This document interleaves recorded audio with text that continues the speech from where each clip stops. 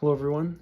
Today I'm going to go over some kind of last minute changes I made, as well as to just kind of my final thoughts on the project being done.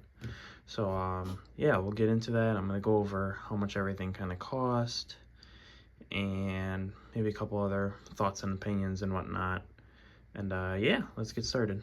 So since the last video where I installed the CLSD, I did make a couple changes.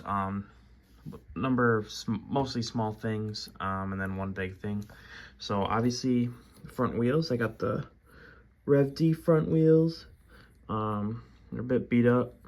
That's kind of the nature of the game, but what I really like is on the inside, you know, they're not all the way through, so that allows you for a bit more angle, which is pretty nice. Also, at least for DRCs, they snap on and off super clean. So you just put them on and they kind of click, stay on there, and then yeah, you can just push them off. You don't need tire tape or any of that stuff, which is really nice, and I do really enjoy that. Another change, kind of see in here, I did the aluminum like rotor hubs, so that's pretty cool. Really happy with how those look and kind of how shiny and whatnot they look. And then the last change, which is a pretty big one, I got a D10 motor on here. So that's pretty sweet. I'm really happy with how this is and how it's running. I have it mostly on the same settings. I used my my other motor, the V10. But yeah, so I got this for a really good deal. So that's why I hooked it up. And then I redid these. So these are now bullet plugs. So if I wanted to use a different motor, I can unplug these, put a different motor on, you know, just make it easier to test things and whatnot, which is kind of nice. Also, inside this D10 motor, I did take the L1 rotor out and put in a L2 rotor, because I heard the L1 rotor is kind of weak, like structurally, so that's why I went ahead and did the L2 rotor. So that is also something I did as well. Now I've went ahead and added up every single part I changed on this, and I realized a little bit ago that I changed enough parts to where I could build another chassis to an extent. I would have to order electronics, I'd have to order idler gears for the gearbox, and I'd have to order some shims, and literally I could build a third chassis, which I find pretty cool that I literally did so much to this where I could do that. But yeah, I'm gonna go ahead and kind of show you guys, you know, everything I've did, kind of like a small overview, and then I'll get into the cost.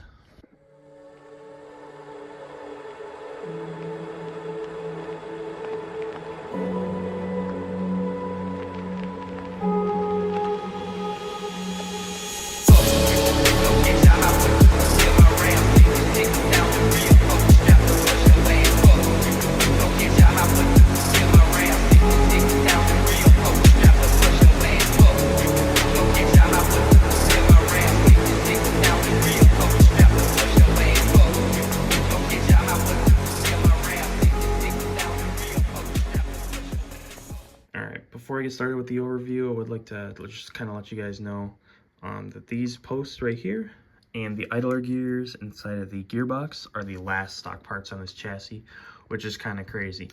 Also, you can assume all the aluminum parts I show are from MST unless I say otherwise. So if I point out an aluminum part, it's probably MST. So getting started, obviously we got the magnets right here from Scale Reflex. They're super nice. My body almost never comes off. I gotta like get smacked really hard or smack something really hard, and then my body will come off. But otherwise, no issues whatsoever. We have a carbon front bumper from MST, and then we have the aluminum toe blocks, front ones, and I guess the front rear, front, rear, which is pretty cool. These are the stock length. Pretty standard, so just looks nice. And then we got the aluminum front bulkhead, which is pretty cool. And then attached to our aluminum front bulkhead, we have a set of TDA shocks from MST. And now I really like these, and I have them set up the way they recommend in the manual, and they work great for my build. Another thing is I really like these is because you have the adjustable end cap, so you can change the ride height without having to change preload, which is pretty cool. All right, and then going over here, we have the upper and lower aluminum control arms, which is pretty nice, as well as racing turnbuckles. So I'm gonna kind of turn this wheel open, and then kind of, let's see, maybe you'll see better on this side. Yeah, so we got a racing aluminum knuckle. I would eventually like to get the ATK knuckle from MST, but those are kind of hard to get, at least right now. So I gotta wait on those. But this racing one's doing just great. And like I mentioned earlier, I have the aluminum rotors in here as well, which is a pretty nice upgrade. And then for the steering, I have the MST aluminum bell crank. So let's see, kind of get in there, show you guys that. Pretty nice. I do like the setup. Makes it kind of easy to work on as well. So yeah, you got your toe adjustment right out here. Turn the wheel and go ahead, do all that. Come around the other side.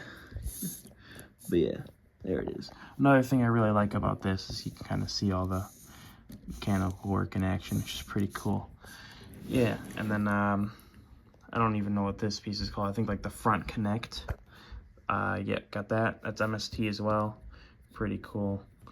And then connecting the steering, we have the Rev D carbon servo rod. And that is because on the Bingo Wasp chassis I have on here, allows you to sit the servo farther back.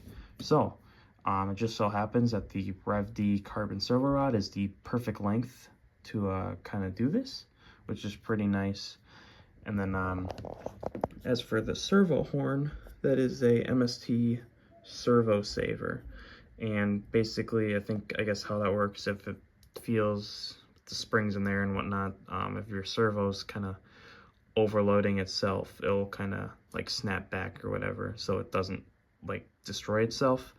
I've never ran into that issue. I just kind of got this because it looks cool, but I guess if I need it, it's there, which is pretty nice. Can't really complain. And then going back a bit farther, we have the carbon battery tray from MST. Kind of squeeze into there. I don't have my batteries with me right now, but they are the Scale Reflex batteries, the 3500 milliamp hour ones. That's just what I run. Pretty solid, pretty nice, no complaints there. And then for the receiver and transmitter, we use a FlySky Noble Plus. No complaints there either. Love that thing. And then for the gyro, I have right here the Yokomo V4. Love this gyro too. Pretty great.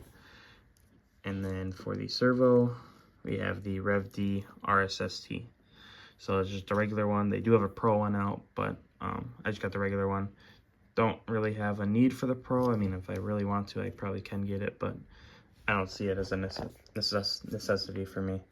And then attaching the Rev D servo to the chassis are aluminum servo mounts, which were really expensive for how tiny they are, but I did get them and they are installed there. As well as underneath the gyro, we have an aluminum gyro mount as well. So moving back a bit farther, we got this kind of little fan thing, which is pretty solid. And motor never gets hot with running this. The hottest I've seen it get is like 94 degrees, so my motor's staying pretty cool. As well as on top of that, the L2 rotor in there, or I guess any D10 motor. It has that built-in kind of fan in the rotor, keep it cool. And as well as my motor mount here from MST. That is, it's got all these fins in it to, help with the cooling. So, I have an aluminum spur gear cover, which is pretty cool. And then the spur gear holder behind this is also aluminum. And this spur gear is from Axon. I think I'm saying AXON, I'm pretty sure. And this is an 88 tooth. And then my pinion gear is a 19 tooth, and I just got that off Amazon. So it's pretty solid. And obviously we have the rear magnets from Scale Reflex. an aluminum shock tower in the rear connected to the aluminum gearbox in the center, which is pretty cool. And then we have the carbon ESC holder, as well as TDA shocks in the back as well. Now, we also have the racing turnbuckles, obviously. And then we have the MST, what are these called? Axles as well. And then those are connected into a CLSD inside of the gearbox. I got these aluminum lower control arms, and those are connected up to the aluminum active toe from MST, which is pretty cool. So obviously, you know, active toe, when you put pressure down and the suspension compresses, the wheel goes inward slightly, so or the toe does, which is pretty cool. Anyway, moving on, I have the Hobbywing OTA programmer hooked up permanently to this ESC, the XR10, and that's just so I can always have it access my phone and whatnot if I need to make changes. To be honest, I don't really use it much anymore now that I got the car dialed in, but it's there if I need it, you know, just to check stuff and whatnot. Also did these aluminum like shock spring holders. I don't know exactly what to call them, but those are pretty nice as well. And I believe I covered everything. I'm trying to think if I missed anything.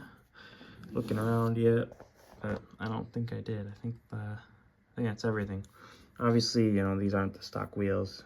These are, I'm trying to remember the brand, don't remember, but I was running 4 of these, but then I switched these to the front because these are pretty nice and I like how they look. And then, oh yeah, obviously got this diffuser right here as well. Just the only reason I got this was just for a holder for this thing. But yeah, I believe that's just a quick overview of kind of everything I did. And now I'm going to get into cost and whatnot of everything. Before going over the cost, I would like to say I did not include taxes and I did not include shipping fees. I did include discounts I got, and I'm also including both motors as well. Once I sell the other motor, I can probably take that off the cost, but I have not sold it yet. And yeah, I did originally have an E30 body for this, I guess. I did sell that and I did take that off the cost. So, but yeah, the grand total is $25.69, which is crazy amount of money. Granted, it was spent over the course of several months, but still, you do not need to spend that much money for a chassis. And even if I decided I wanted to sell this, there's no way I'm selling it for that much or more. Definitely gonna take an L if I do sell this. I don't plan on selling it, so, but yeah, I kind of did it for the love of the game. And another note, these aluminum control arms in the rear, I did get those as a gift, so we could subtract another $107 off. So that would be, I think, what, $24.62, somewhere around there. Yeah, so I'll kind of split it up, kind of show you guys what I spent on electronics, and then what I spent on the chassis, etc., etc., etc. Also, as another note, I did not include the transmitter, even though I bought the transmitter for this car, and I did not include the batteries, even though I bought the batteries specifically for this car. And I did not include the body. And the body, just a rough estimate, probably roughly 200 bucks.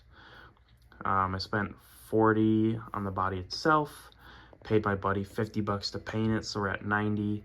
I paid about 40 for the livery, so what is that, 130? And then another 50 for the lights inside of here, which is 180. And yeah, that's about it. I paid a little bit for the mirrors, nothing crazy, it was like $5 or something like that. But yeah, so kind of crazy. And I did not include the wheels as part of the price either, but if I were to, I'd probably increase it by what were these, like, I think there's 10 bucks. I think a set of 2 of these was 15, so yeah, a little bit extra. But either way, around the $2,500 mark I spent on this. And then I guess if you want to include this and the other stuff, let's see here. Yeah, if I did include this, the batteries and the transmitter, we'd be at the $3,000 mark roughly, which is kind of crazy. So, but yeah, I'm gonna get into it. I'm gonna split it down by electronics and then chassis, and that's pretty much it. But yeah, I'll get into it.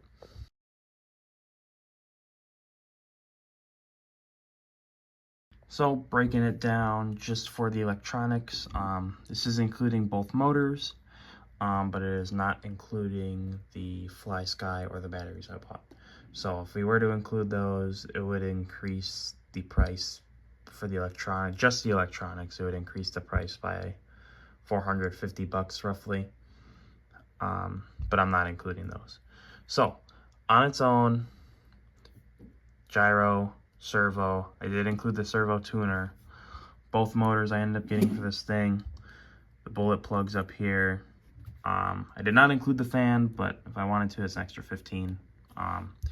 ESC and the tuner back here, total comes out to $682, which is not horrible.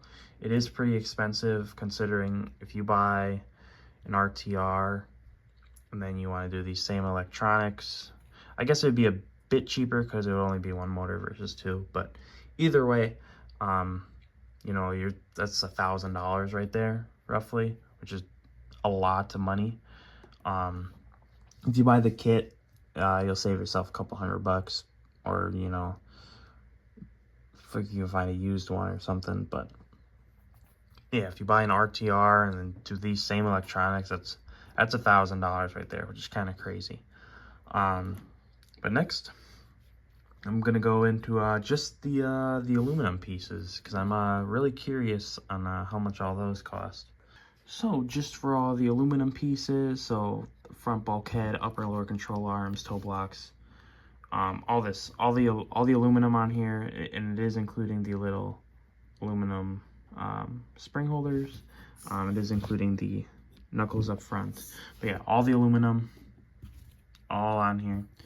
That came out to a total of $822, which is nuts. That is a lot of money in just custom aluminum parts on this thing. And obviously I did them all in black. I wanted to go for a all black theme just because I think it looks really clean. But yeah, it is a lot of money in all the aluminum pieces in here. All that small stuff, you know, $14 aluminum servo mount. Friggin', I think it was $15 aluminum gyro mount. Like, that stuff, it adds up real quick. It's real expensive.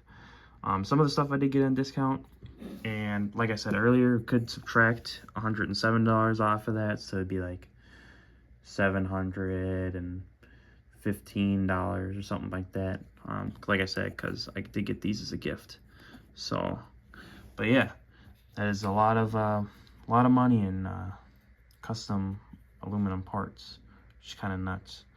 And then obviously, Bengal Wasp carbon chassis, you know, that was $100, and it came with the upper deck as well. Yeah, just kind of simple stuff like that. So the two biggest things I was curious about was the electronics and all the aluminum pieces, because that tends to be what most people do to their chassis. You know, they obviously upgrade all the electronics, and then try to get all the nice either aluminum or carbon pieces to make it look nice. But yeah, it is kind of nuts how much I've spent on this thing. Honestly, really don't have any words for it, but I really do love this hobby, and I'm gonna keep going at it. And yeah, got some big things planned. SDC has been happening, if you haven't seen, based on the stickers on the car. Round 1 and round 2 are done. I did win round 2, which is pretty cool. I did forget I was gonna vlog round 1 and round 2, but I just completely forgot. You know, my mind was just on getting ready for the race and everything. But I'll see if I can vlog round 3 and keep going with that. But anyway, yeah, that's just kind of the overview of the whole build. I am tempted to do buy another chassis and keep going, but you know, as I learned in this video, a lot of money. So we'll see on that. But yeah, I am actually very happy with this thing, and if I were to have to restart, I probably would do it again, because genuinely I do think it's worth it, at least for me. If you guys have any questions regarding how I did anything, let me know, because obviously I didn't show everything I did. I'm gonna try to show a lot of the bigger stuff, but some of the smaller stuff I felt really wasn't necessary to make a whole video about, or to include in a video. But yeah, if you guys have any questions about what I did or anything, please let me know, and I'll try to answer them as best as I can. But yeah, hope you guys have a great day. Here we go. Okay, Tony comes in. Lots of angle, filling up the zone right from the beginning. That was rarely seen in the tandems. Well job. Good job on that flick back. Nice job in zone 2. Juan did a great job keeping that proximity all along there. Now there's a little bit of a gap. Okay, Tony, tons of angle in zone 3. There we go. All angle, all